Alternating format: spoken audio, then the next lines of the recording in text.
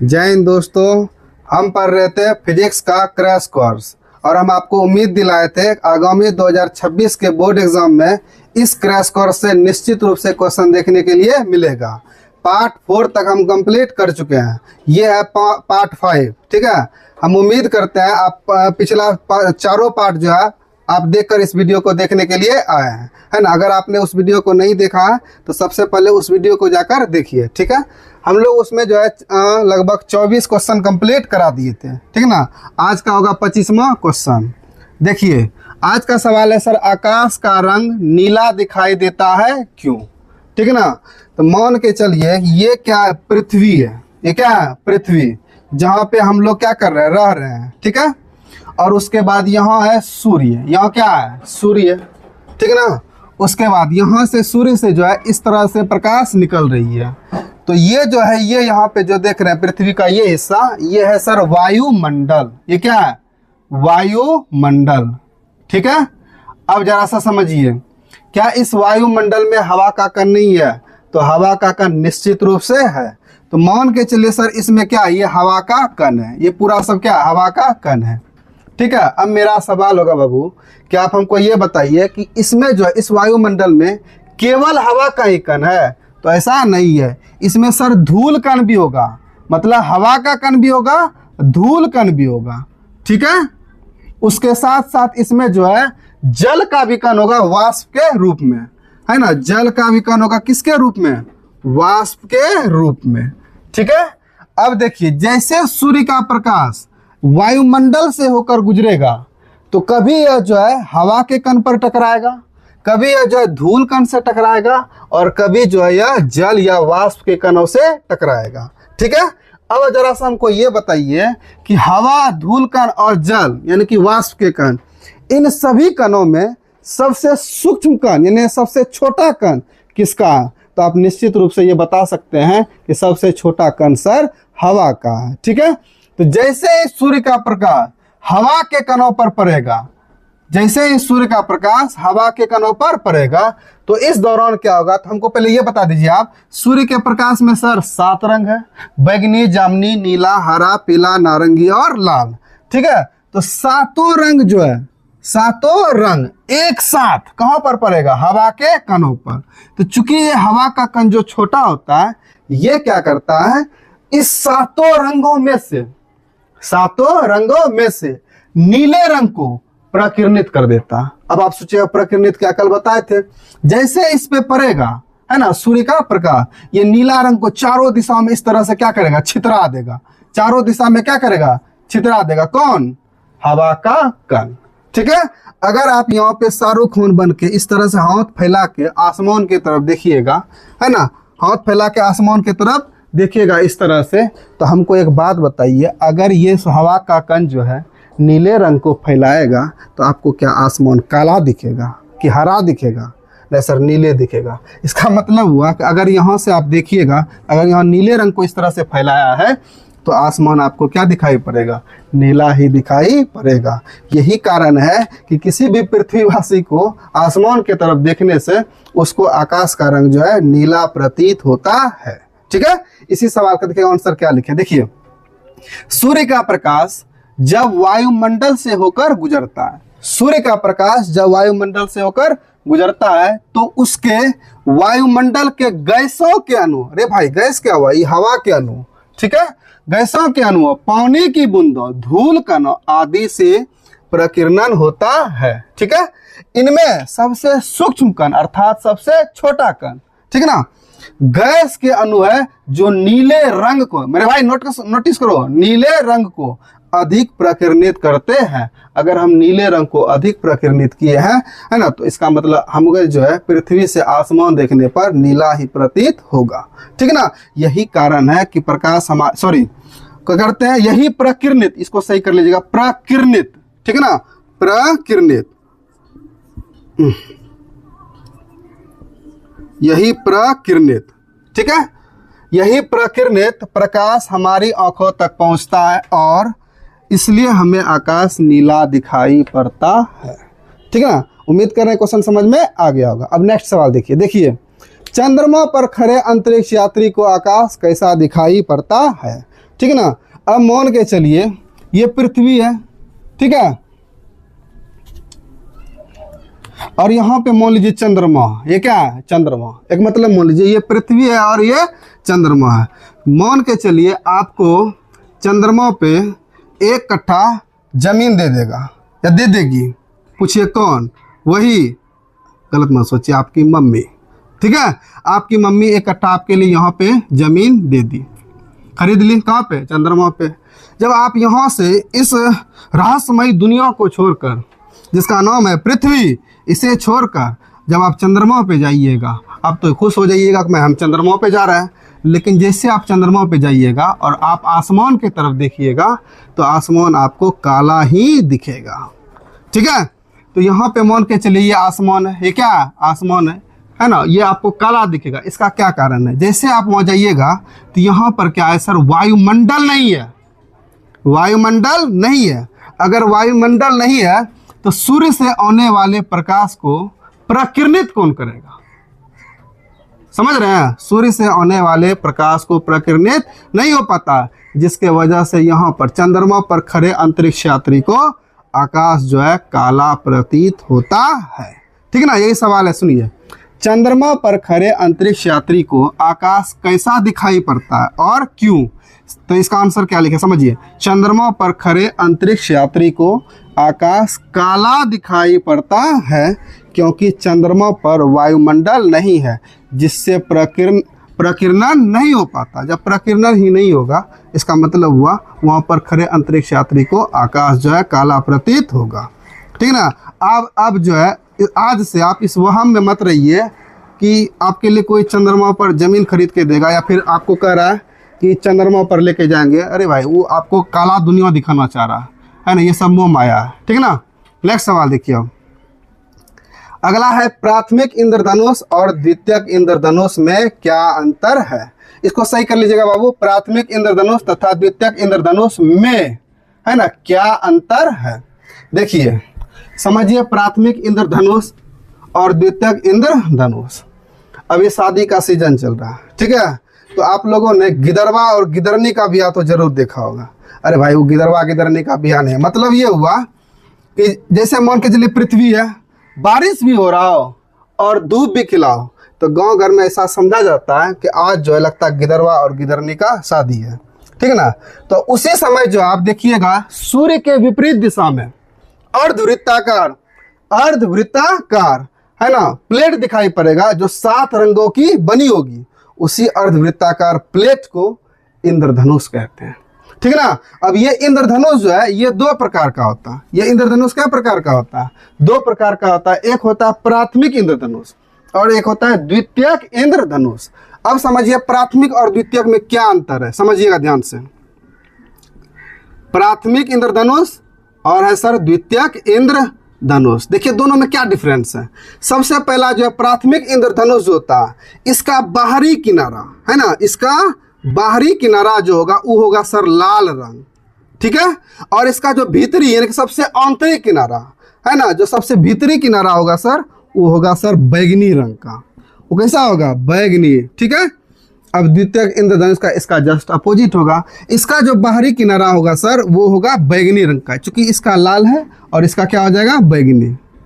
पहला तो डिफरेंस ही हो गया। और दूसरा, अगर इसका भीतरी किनारा बैगनी है, किसका, प्राथमिक का, तो द्वितीय का अपना हो जाएगा सर लाल रंग, ठीक है ना। अब इंद्रधनुष कैसे बनता है, क्या इसकी कहानी है ना, यहाँ हम क्रैश कोर्स समझा रहे हैं, इसीलिए हम आपको उतना डिटेल नहीं समझाएंगे, लेकिन किसी वीडियो में हम आपको समझा देंगे इंद्रधनुष क्या है, कैसे बनता है, क्या प्रोसेस है इसका, है ना, वो समझा देंगे। अब दूसरा बात देखिए, इसके निर्माण में प्राथमिक इंद्रधनुष का जो निर्माण होता है, इसमें जो है 2 बार क्या कर रहे हैं, 2 बार होता है सर अपवर्तन। 2 बार क्या होता है, अपवर्तन, ठीक है। और 2 बार होता है TIR, याद है कुछ, TIR, पूर्ण आंतरिक परावर्तन। कल हम आपको बताए थे पूर्ण आंतरिक परावर्तन के बारे में, ठीक, सॉरी, इसमें 2 बार अपवर्तन होगा, 1 बार पूर्ण आंतरिक परावर्तन होगा, ठीक है। और जबकि द्वितीयक में सर 2 बार होता है अपवर्तन और 2 बार होता है पूर्ण आंतरिक परावर्तन, ठीक है ना। ये अधिक चमकीला होता है, ये क्या होता है, अधिक चमकीला होता है। कौन, प्राथमिक इंद्रधनुष। और ये सर कम चमकीला होता है। ये क्या होता है? कम चमकीला होता है, ठीक है ना। ये देखने में सर छोटा होता है, ये देखने में क्या होता है? छोटा होता है। और ये देखने में सर बड़ा होता है, ठीक है ना। अब देखिए 5 गो अंतर हो गया। पहला अंतर में इस दोनों को काउंट कर लेंगे, दूसरा, तीसरा, चौथा और पांचवा, ठीक है ना। इसी चीज को हम देखिए क्या लिखे हैं प्राथमिक इंद्रधनुष के बारे में। इसका बाहरी किनारा लाल रंग का होता है, और द्वितीयक में बोलेंगे सर इसका बाहरी किनारा बैगनी रंग का होता है। इसका भीतरी किनारा बैगनी रंग का होता है, और द्वितीयक में बोलेंगे इसका बाहर भीतरी किनारा लाल रंग का होता है। इसके निर्माण में, इसको सही कर दीजिएगा बाबू, निर्माण होगा। यहाँ पे क्या लिखा है? निर्माण, ठीक है। इसके निर्माण में 2 बार अपवर्तन तथा 1 बार TIR मतलब पूर्ण आंतरिक परावर्तन होता है, ठीक है। और उसके बाद होता है यह अधिक चमकीला होता है। उसके बाद होता है यह आकार में क्या होता है? छोटा होता है। यही सब बात का अपोजिट जो है बोल देना है द्वितीयक इंद्रधनुष में, ठीक है। देखिए द्वितीयक इंद्रधनुष में क्या लिखे बाबू? यह है द्वितीयक इंद्रधनुष। इसको धो बना दीजिएगा, धो इंद्रधनुष, ठीक है। इसका बाहरी किनारा बैगनी रंग का होता है, बिल्कुल सही बात है सर। इसका भीतरी किनारा लाल रंग का होता है ना। बाहरी इसका हो जाएगा बैगनी और भीतरी हो जाएगा लाल रंग, ठीक है। इसके निर्माण में 2 बार अपवर्तन, बताए थे ना, 2 अपवर्तन और 2 बार TIR अर्थात पूर्ण आंतरिक परावर्तन होता है, ठीक है। यह जो होता है सर कम चमकीला होता है, और यह आकार में क्या होता है? बड़ा होता है, ठीक है ना। चलिए अब देखिए अगला सवाल देखिए। अब कह रहा है सर मानव नेत्र का नामांकित चित्र बना है, ठीक ना। अब सबसे पहले जो है आप हमको एकदम सामने से देखिए, है ना। इसके बाद इस आंखों को देखिए। जो आपको अगर सामने से देखिएगा ना आंख, तो आपको आंख जो है उसकी संरचना कुछ इस प्रकार से दिखाई पड़ेगी, ठीक है। इसमें ऐसे इस तरह रहता है, और यहाँ पे गोल जैसा रहेगा, ब्लैक जैसा। उसका ये ज़्यादा डार्क ब्लैक होता है, ठीक है। अब देखिए अगर आप शुरू ऐसे देखिएगा, सामने से देखिएगा, तो आपको आंख जो है कुछ इस प्रकार से देखने के लिए मिलेगा, समझ रहे हैं। अब इसमें जो है ये जो देख रहे हैं ये है ना, गांव घर में इसको सर बिबनी कहते हैं, है ना। गांव घर में क्या कहते हैं? इसको बिबनी कहते हैं, ठीक है ना। इसको कहते हैं बाबू आई लीड। क्या कहते हैं? आई लीड। थोड़ा सा वो फोटो निकालिए तो, हाँ बस बस। देखिए ये जो देख रहे हैं ना, ये बिबनी जैसा जो दिख रहा है, इसको क्या कहते हैं? आई लीड, ठीक है। उसके बाद जब अंदर जाइएगा तो जो व्हाइट वाला है ना, कभी कभी इसमें जो है इन्फेक्शन होने की वजह से जो लाल हो जाता है, यही पार्ट है ना, ये पार्ट है, ठीक ना।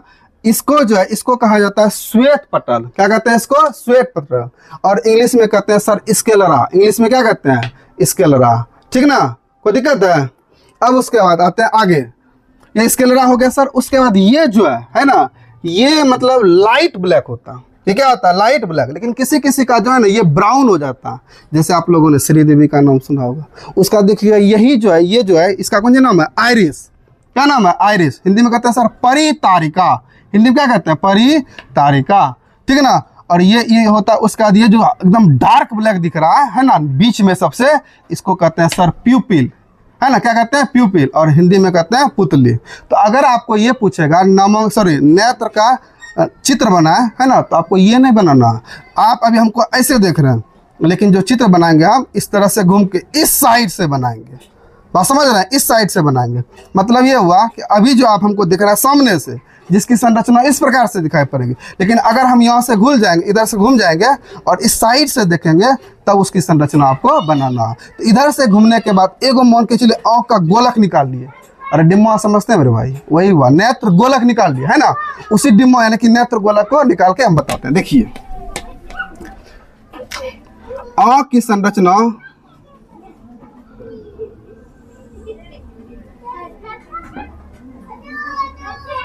कुछ इस प्रकार से होती है, ठीक है।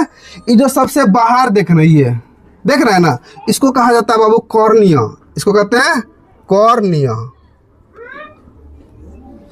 कोई दिक्कत नहीं है। उसके बाद अब देखिए ये जो सबसे बाहर में दिख रहे हैं, इसको कहते हैं श्वेत पटल। क्या कहते हैं इसको? श्वेत पटल। अंग्रेजी में कहते हैं स्केलरा। अंग्रेजी में क्या कहते हैं? स्केलरा, ठीक है। इसी के अंदर एक और लेयर होता है इस तरह से,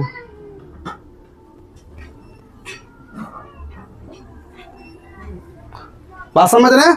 जो अंदर वाला लेयर है ये है सर रेटिना। ये है रेटिना, ठीक है। इसी को कहा जाता है बाबू हिंदी में दृष्टि पटल। इसी को कहते हैं दृष्टि पटल। ठीक है। चलिए उसके बाद यहाँ पे कुछ इस प्रकार से संरचना निकली रहती है, ठीक है ना। इसको कहते हैं आइरिस, इसको कहते हैं आइरिस, हिंदी में कहते हैं परितारिका, हिंदी में क्या कहते हैं, परितारिका, ठीक है। उसके बाद यहाँ पे कुछ मसल्स पाए जाते हैं, यहाँ पे क्या पाए जाते हैं, कुछ मसल्स पाए जाते हैं। इस मसल्स को यानी इस मांसपेशियों को सिलियरी मांसपेशियां कहते हैं। क्या कहते हैं, सिलियरी मांसपेशियां, क्या कहते हैं, सिलियरी मांसपेशियां, ठीक है। उसके बाद यहाँ पर जो इस तरह से कुछ लिगामेंट, यहाँ पर कुछ लिगामेंट, इस तरह से कुछ लिगामेंट रहता है, ठीक ना। इस लिगामेंट को कहते हैं सस्पेंसरी लिगामेंट, हिंदी में भी आप यही याद रखिएगा, सस्पेंसरी लिगामेंट, ठीक ना।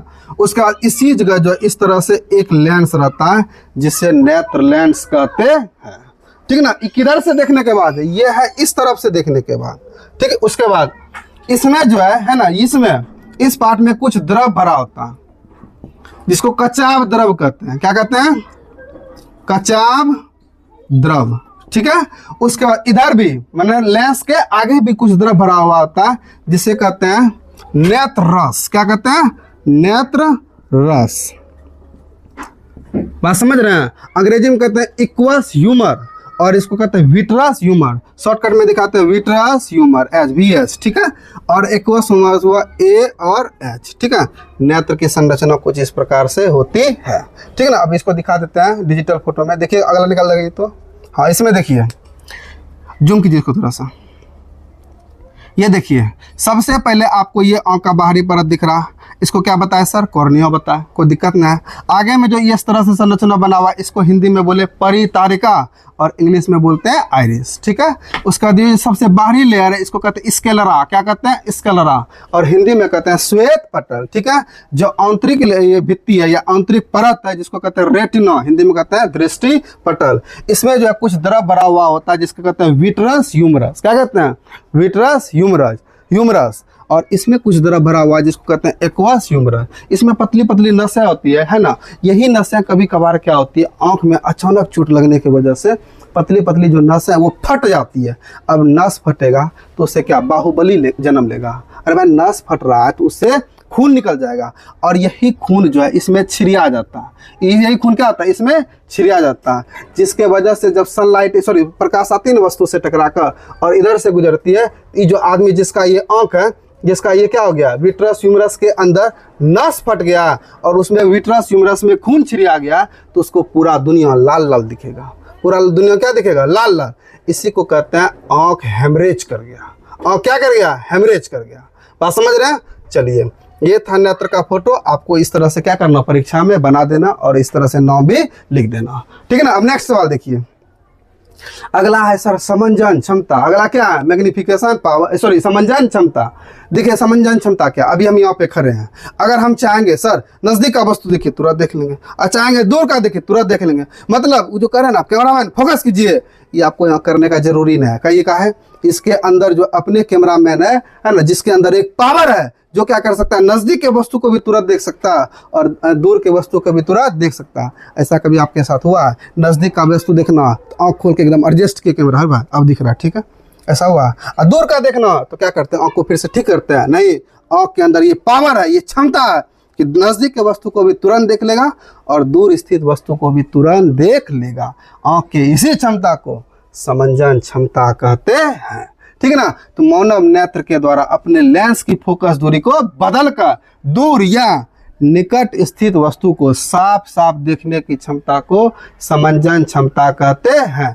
और यह समंजन क्षमता पाया जाता है सर आंख के सिलियरी मांसपेशियों में, ठीक है ना।